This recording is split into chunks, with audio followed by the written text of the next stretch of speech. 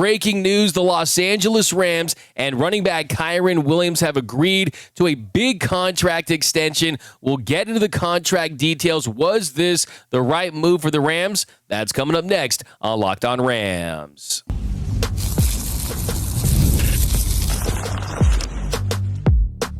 You are Locked On Rams, your daily Los Angeles Rams podcast. Part of the Locked On Podcast Network, your team every day.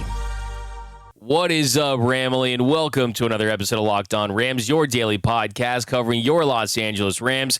Free and available wherever you get your podcasts. Locked On Rams, part of the Locked On Podcast Network, your team every day. We're also available over on YouTube, so if you haven't yet, do me a huge favor. Join the party, hit the subscribe button, hit the notification bell, and for the everyday listeners, everyday viewers, hit the like button, drop a comment down below. What is your reaction to today's news? Podcast listeners, if you write us a review, we'll read it on the show. My name is Doug McCain. Friends call me D-Mac. You can follow me on X and Instagram at DMac_LA. I've covered LA sports for over a decade, 24/7 sports, Bleacher Report, SI, Dodgers Nation. I also do NFL radio for Westwood One. Today I'm flying solo, the People's Champ, Mr. Travis Rogers. He will be back tomorrow. But we got a jam-packed show. We got some news to get into, some breaking news about Kyren Williams finally getting that contract extension that he was after. All offseason, Kyren said he had faith that a deal would get done, that he wanted to just complete this deal so he could focus on football, take care of his family, take care of himself.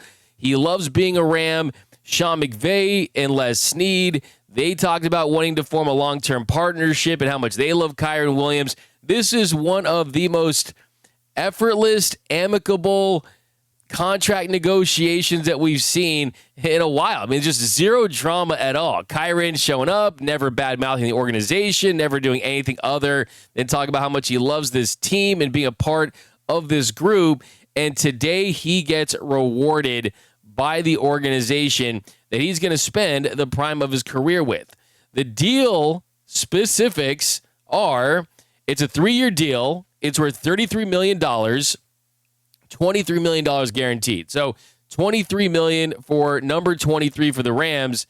And this is a fair deal. Let's be honest. This is a fair deal for a guy that is not getting superstar Saquon Barkley money or anything like that, but he is getting more than Najee and Mason and Harris and Warren, getting less than Pollard and Chuba Hubbard and Swift and Connor.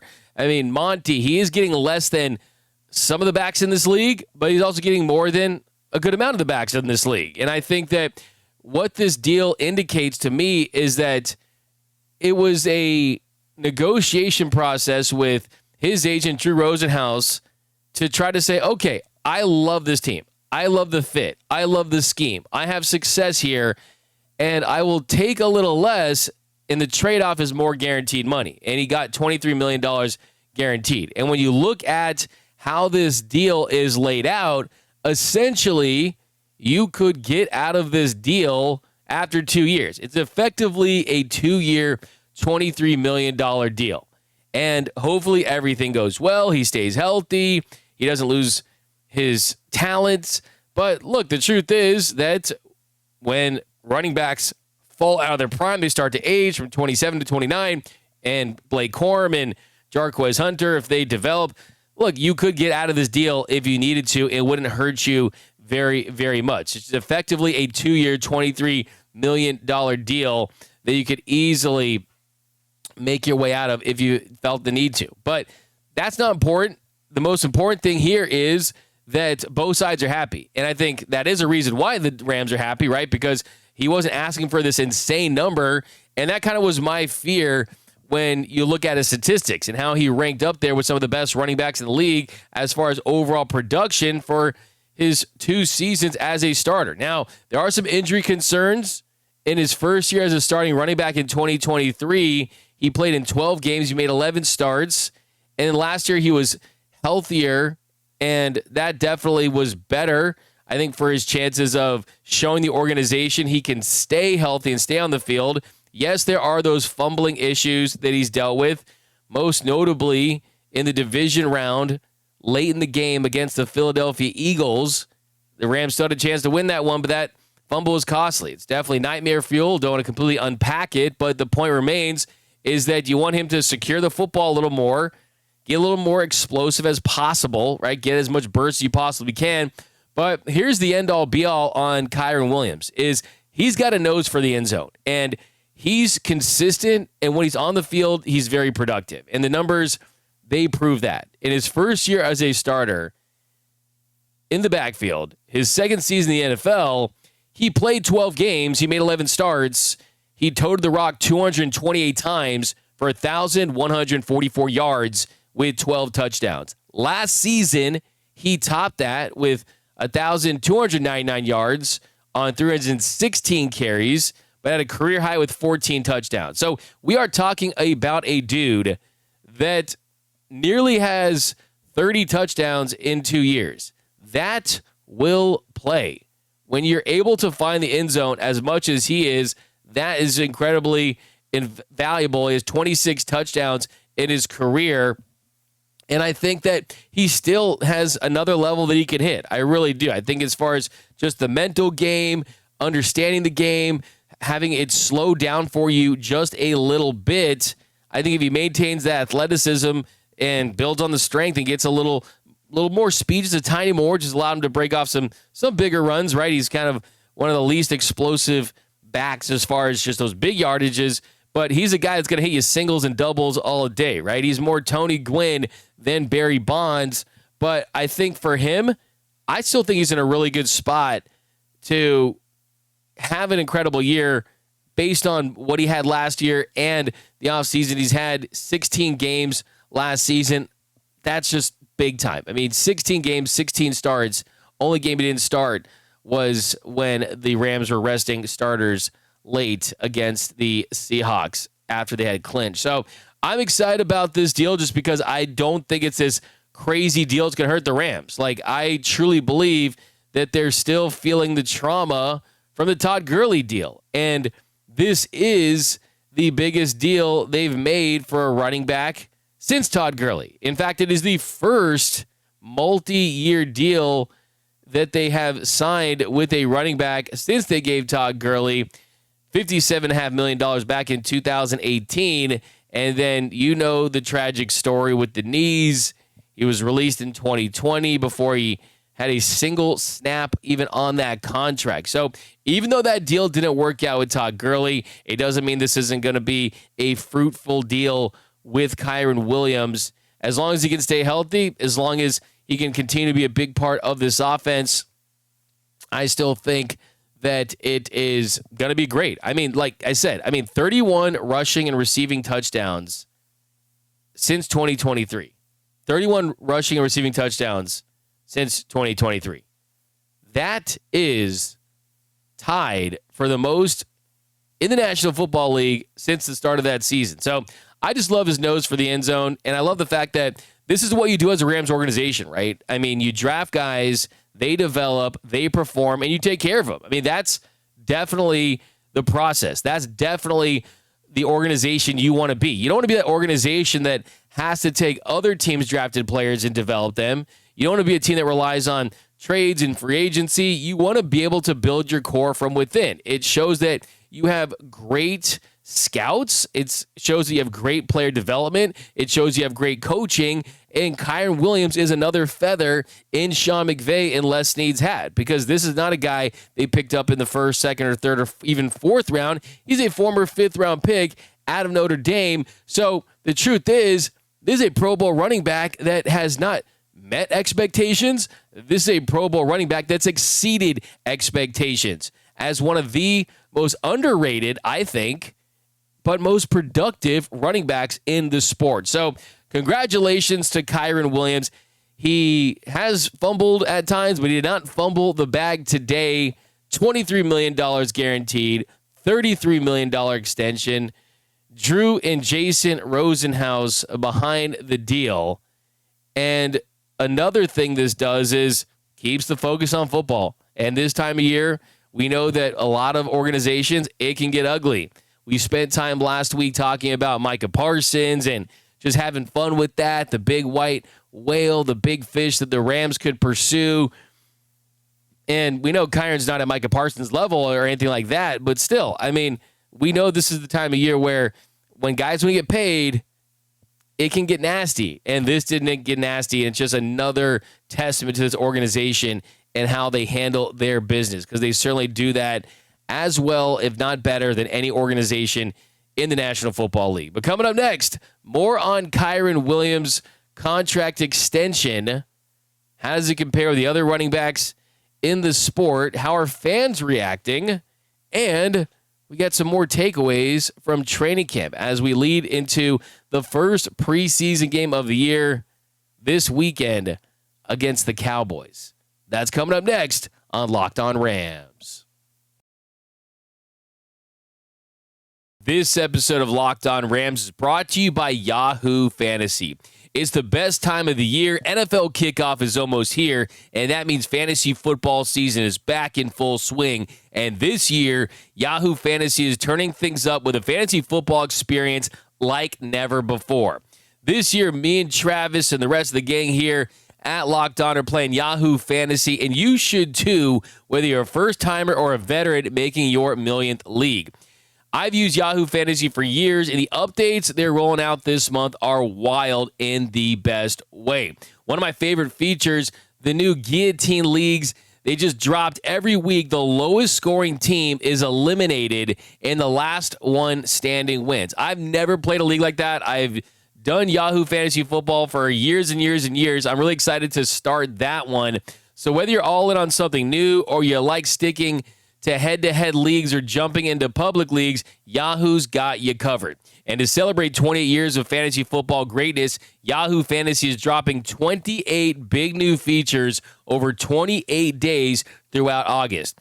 To kick it off, they just dropped Yahoo Fantasy Guillotine Leagues, a killer new way to play fantasy football in Yahoo, where the lowest scoring team gets eliminated each week until there's one team left standing, like we talked about. With the season around the corner, now is the time to get your league together and give this new mode a try. If you're more into the classics, you can still play head-to-head, private leagues, or join a public league. Stay tuned for more killer announcements and start playing Yahoo Fantasy Football now at yahoofantasy.com/LockedOnNFL. And we are off and running here on Locked On Rams. Thank you for making Locked On Rams your first listen every single weekday. Free and available wherever you get your podcasts. Locked On Rams, part of Locked On Podcast Network. Your team every day. Also want to give a special shout out to those every listeners out there watching and listening to every single episode of Locked On Rams. Cannot thank you enough. Thank you for making this the #1 daily Rams podcast and Rams show on YouTube. Want to thank you for that. Also, if you're new to the show, lots of new listeners, lots of new viewers lately. Join that Everyday Listeners Club. All you have to do, watch or listen to every single episode. It's all free, and then you won't miss a thing about your Los Angeles Rams. But okay, here in our second segment, more on Kyren Williams and his new contract extension with the Rams and how it ranks with the other running backs around the league. So it is a 3-year deal worth $33 million, including $23 million guaranteed, which you've already mentioned, but averages $11 million per year. And he was set to take home $5.35 million. So that was his contract, of course, taxes and all that stuff, but it was a $5.35 million deal. So you're looking at a new contract that gives him double of what he was set to make this year. So that is a big bump for him. And when you look at how that compares to the rest of the National Football League, that makes Kyren Williams' average annual value at 7 in the sport. He's the 7th highest paid running back in the sport based on his yearly salary at $11 million. 1 is Saquon Barkley at $20.6. 2 is Christian McCaffrey at $19 million. Derrick Henry's third, $15 million. Jonathan Taylor at $14 million. Alvin Kamara at $12.25 million. Josh Jacobs at $12 million.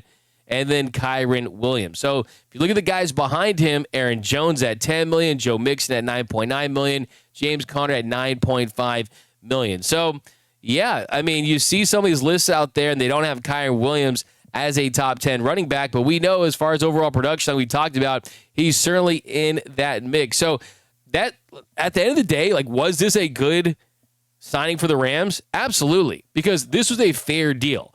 And the only thing we had against a possible contract extension with Kyren Williams is an insane deal. Like, if he was looking for Jonathan Taylor or Derrick Henry money at $14 or $15 million per year, even Alvin Kamara at 12.25. This is a deal that I think makes sense for both sides, especially for the Rams, just because of the length of the contract, the fact that his deal was set to expire after this season. If he put together another 16-game season where he was healthy throughout, made the Pro Bowl, had double-digit touchdowns, a couple receiving touchdowns, had a clean year as far as fumbles go, he would have put himself in a really nice position to get a bigger deal, possibly become a top 5 running back as far as contracts go. So I think the Rams even saved a little money, and I think that Kyren Williams gave them a little bit of a hometown discount because of that $23 million guaranteed, because he loves being here, and because anything can happen, right? Injuries, you can decline, things like that. And then the number one thing from the Rams end is the fact that we talked about in the first segment, you could get out of this deal after 2 years if you needed to, and it would not hurt you very much. So I love this deal for the Rams. I think it's very, very team-friendly, but I also think it's not like he signed a bad contract either. I think based on what he does for this team, I think that it was a very successful negotiation process. It makes a ton of sense. We just have to hope that he doesn't have degenerative 80-year-old man knees like Todd Gurley unfortunately suffered with, and this will turn out to be a good deal. And like I said, the no drama is just huge for me. I don't know if you guys are paying attention to what's happening in Buffalo with James Cook. It's not a good day for him, that's for sure. But I do see people out there saying, oh, he doesn't deserve this kind of money. But the truth is, he really has been a top 5 to 8 running back in essentially every metric when it comes to overall running back production. And I think the biggest thing for this is they didn't reset the market for what a running back of this caliber gets. And that is what you want to try to avoid if you're the Rams for a player at this position. I'm all for paying special big money. I don't even think anyone outside of Saquon Barkley I would pay special money for at this position. Maybe a Christian McCaffrey. Derrick Henry, we know, is rumbling and stumbling still at this stage of his career, but I still feel really good about this, and I'm happy for Kyren Williams. So some more Rams Nuggets, though. Adam Schefter actually provided a pretty positive update on the Matthew Stafford situation. We've talked about this a couple of different times, and the fact that Stafford's been dealing with this, and it's been week to week, and we'll see if he's available for the joint practices with the Chargers coming up after this week. But Schefter said, in relation to Stafford's back, I would invoke the phrase that Jerry Jones has used, don't sleep on it, don't worry about it. So this is coming from Shefty, very reputable reporter, one of the best in the game. And Sean McVay did say he's very confident they'll be ready for week 1. So he hasn't publicly said when he's going to be back and revealed the timeline. But still, you got about 4 weeks until the start of the season. The Rams take on the Texans on September 7th at home at SoFi Stadium. It's going to be electric, and you just have to hope for that. Now we're going to take a look at players to watch. I'm going to throw this in here real quick. Players to watch for the joint practice sessions with the Dallas Cowboys, because we've been doing takeaways about how the Rams look against Rams, how players look when you don't have full contact against another team. Well, your stock can go up even more if you see those results in these sessions, because we know the Rams, they take these joint practice sessions very seriously. And the first guy I'm looking at is offensive tackle DJ Humphries. So we know that one of the big questions heading into the season is the health of left tackle Alaric Jackson. Speaking of extensions, he signed a 3-year extension this offseason, but he's been out with blood clots. The Rams' move to address that was to sign veteran DJ Humphries, and I'm very curious to see how he looks against the Cowboys, because I think you want Alaric Jackson back as soon as possible. But having said that, I also think you want to make sure that in the event that he comes back, something else happens, or if you want to play it safe and have miss a few games, things like that, that DJ Humphries can look the part at what has become and what has been forever, essentially, one of the most important positions in the game of football, protecting the QB's blind side. Mike LaFleur said about DJ Humphries and how he's looked during training camp, I've unfortunately or fortunately gone up against him a lot over the last 6 or 7 years, so I've always respected his game, but I didn't know him personally until we brought him in. Guys like him, they raise the standard. He's been through it. He gets it. That matters. So that is definitely good to hear. And the fact is, I still think he has a couple good years left in him. He's 31. He has been taking lion's share of those snaps at left tackle with the first team offense. He's going to be the guy that's going to be tasked with making sure that you can hold it down at that spot until Jackson can come back. And let's not forget, this guy's had a ton of success in this league. This is not let's find a scrap heap guy, a former security guard, or anything like that for the offensive line and shop on the dollar menu. That was a dude that made the Pro Bowl in 2021, and he brings a lot of experience. He brings a lot of familiarity, and I think the biggest thing is going to be the durability and the reliability to that ever so important position, and I'm curious to see how he's going to look against this Cowboys defense, and I think for him, he has a chance to look pretty good because Micah Parsons, he is holding out. We talked about contract extensions. His holdout continues. He's looking for a long-term deal. So you're not going to see Micah Parsons, barring some miracle contract before this, but even then, you're not probably going to see him. So they do have a really nice rotation of edge rushers on the Cowboys. You've got Dante Fowler Jr., Marshawn Nealand. You got Donovan Ezeraku, Sam Williams, lots of guys that can definitely give him a tough test, but it's on him to just kind of get these reps in and just have as much success as possible and look comfortable at that position. So I'm excited to see how he looks in these joint practices just because he's a great depth piece, and we don't want that to be the reason why the Rams get off to a slow start. And then you have the fact, too, hey, Matthew Stafford, if he's having any back issues, you want to keep him as clean in the pocket as possible, keep him vertical so he's not re-aggravating or injuring his back in any way, shape, or form. And then Humphries, he can do his thing while Jackson is out. And if he has to miss an extended period of time, that you trust him playing that role for this team. But coming up next, more players to look for in the Rams joint practice sessions this week with the Cowboys. That's coming up next on Locked On Rams. This episode of Locked On Rams is brought to you by Monarch Money. Ever wish managing your money felt easier? With Monarch Money, it can. Whether you're growing your savings or planning a big purchase, Monarch puts you in the driver's seat. It's like having your own personal CFO, giving you full visibility and control over your finances. Monarch Money is more than a budgeting app. It's a complete financial command center. You can track all of your accounts, investments, and spending in one place. So in addition to managing your money, you're also building wealth. And what's something great about Monarch Money is you get everything in one place. All of your spending, food, credit card bills, whatever it is, it's all in one place. So it really gives you a big picture look at your finances and really helps you save more and more money. Another great thing, too, is you got financial goals, right? Man, living in LA, trying to buy a house, right? I mean, that's the goal. And Monarch Money can help you get to that goal because you got all your accounts in one place. You can look at your spending, how fast it adds up. All those little things, they really do add up pretty quickly. So it's been a game changer for me. I love Monarch Money as far as just how convenient it is, how it's tracked everything, and I'm just a big believer in this app and this company. So take control of your finances with Monarch Money. Use code LOCKEDONNFL at monarchmoney.com for 50% off your first year. That's monarchmoney.com, code LOCKEDONNFL for half off your first year. And welcome back to Locked On Rams. Thank you for making Locked On Rams your first listen every single weekday. Free and available wherever you get your podcasts. Locked On Rams, part of the Locked On Podcast Network, your team every day. Okay, so more players that you want to have your eyes on, you want to listen to whenever their names are brought up after these practices.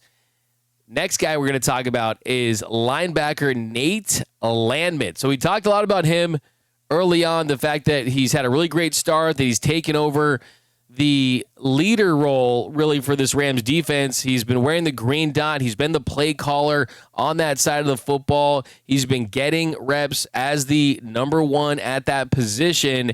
And we've talked about Chris Shula's praise on him and how much that means as far as who's going to be the guy at that spot. Shula said, quote, "He's everything you want in a middle linebacker." So that alone is a high praise. He's everything you want in a middle linebacker. He's tough, smart, physical, and the guys already respect him. He can organize everything. He's always in the right spot. You feel him right out there, and he's got his knack for punching the ball out.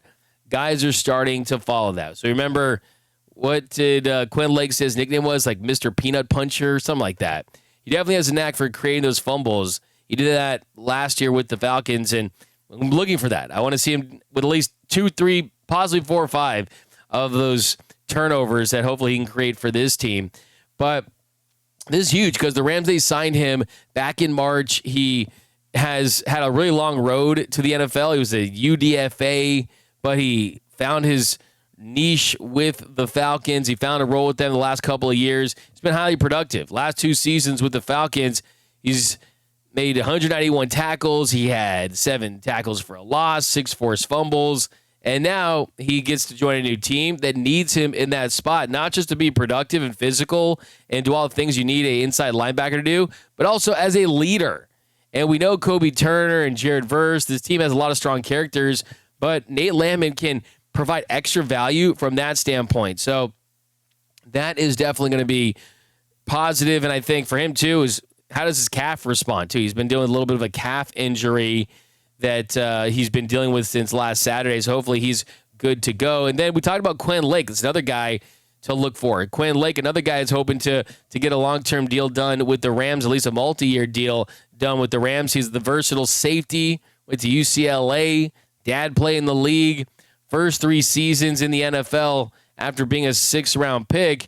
He's shown that he can be a nickel. He's shown that he can line up in the slot. He can cover deep post routes. He can be physical right at the line of scrimmage. And the first couple weeks of training camp, he's been another standout player for this team. He's recorded 3 interceptions. He's been physical. Shula said about him, he's everything. Man, I want Chris Shula to talk about me, by the way.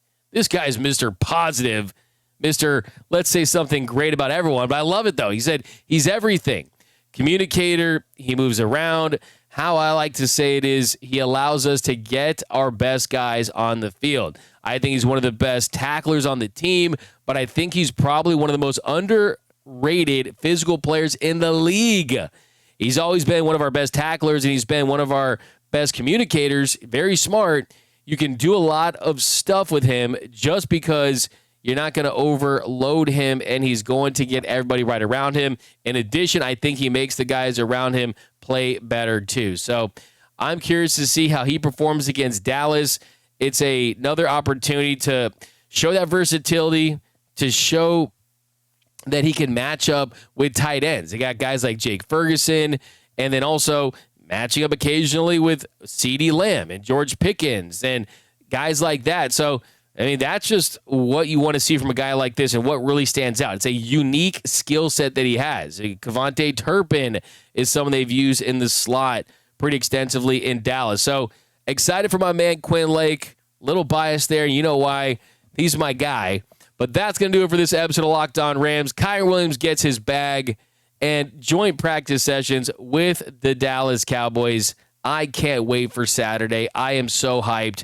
That's going to do it, though, for this episode of Locked On Rams. My name is Doug McCain. You can follow me on X and Instagram at DMAC_LA. If you want to support the channel, hit the like button on your way out and drop a comment down below. Podcast listeners, if you write us a review, we'll read on the show. And until next time, whose house? It's Locked On Rams house.